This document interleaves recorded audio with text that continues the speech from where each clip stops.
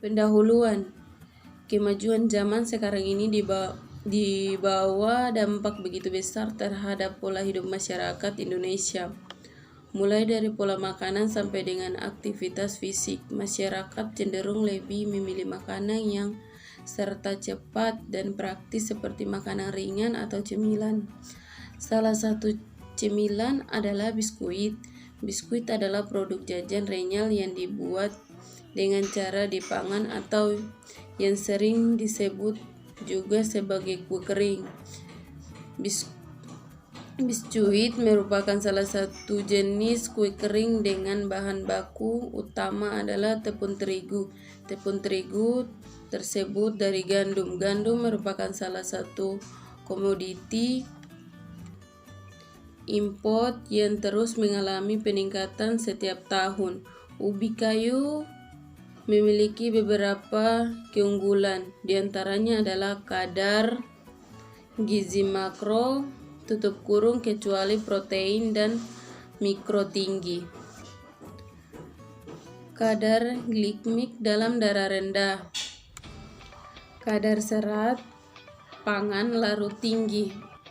Dalam usus dan lambung berprotein menjadi prebiotik dan merupakan sumber kalori protein di wilayah yang didominasi oleh iklim kering.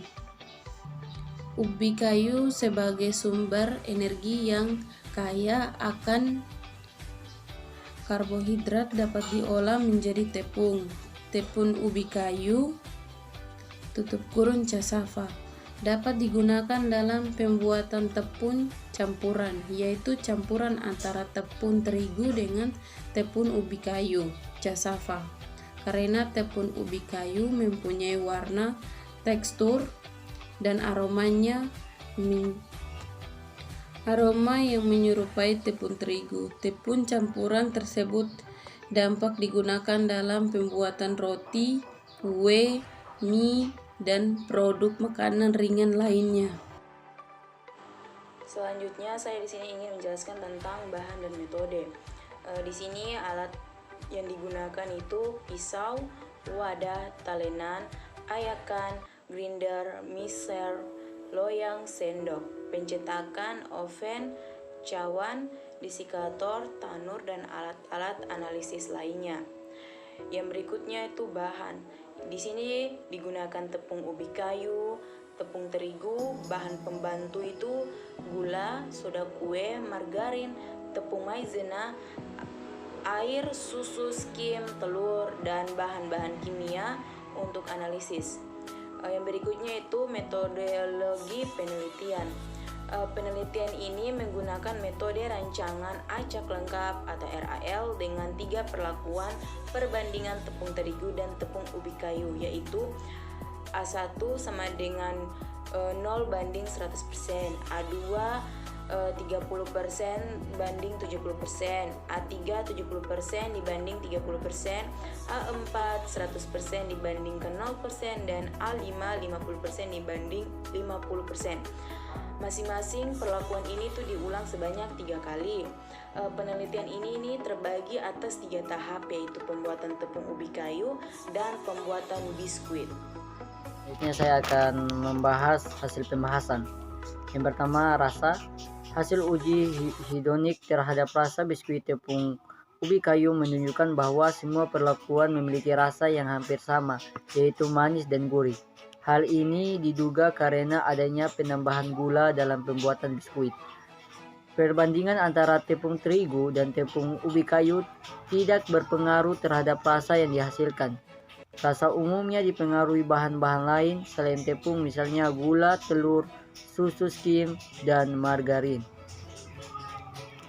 Dan aroma, yaitu hasil uji organoleptik menunjukkan bahwa semua perlakuan diberikan menghasilkan aroma yang hampir sama. Parameter aroma sangat terkait dengan parameter rasa. Oleh karena itu, seperti pada parameter rasa, perbandingan antara tepung terigu dan tepung ubi kayu tidak berpengaruh terhadap aroma yang dihasilkan.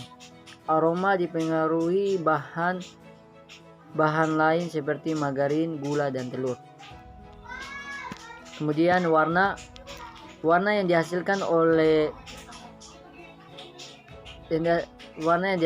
adalah warna coklat. Semakin banyak proporsi tepung ubi kayu yang ditambahkan, maka semakin gelap warna coklat yang dihasilkan. Hal ini diduga karena warna dari tepung ubi kayu yang dibuat berwarna agak kecoklatan. Selain itu, warna biskuit juga dipengaruhi oleh terjadinya karamelisasi dan reaksi Maillard. Karamelisasi itu terjadi disebabkan suhu yang tinggi selama pemanggangan mengakibatkan gula mengalami pelelehan dan pelecehan melampaui titik lebunya. Hafiz 2009. Kemudian tekstur, berdasarkan hasil yang didapat bahwa semakin banyak penambahan tepung ubi kayu, maka biskuit yang dihasilkan akan semakin keras menurut Hafiz 2009. Hal ini disebabkan perbedaan struktur fisik yang berbentuk akibat perbedaan sifat bahan secara kimiawi. Komponen utama yang terdapat dalam tepung yang berpengaruh terhadap tekstur biskuit adalah fatty dan protein.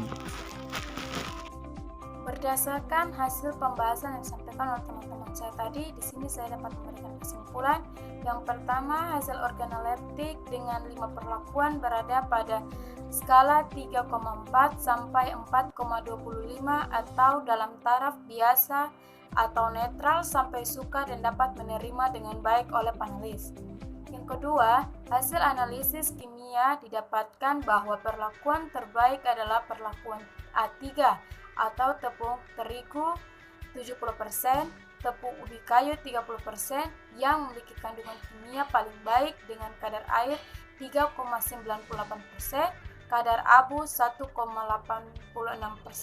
dan kadar protein 7,66% yang memiliki standar mutu yang ditetapkan oleh SNI 012973 sampai 1972. Itu saja yang dapat saya sampaikan. Kurang dan lebihnya mohon dimaafkan. Wabillahi taufiq wal hidayah. Wassalamualaikum warahmatullahi wabarakatuh. Terima kasih.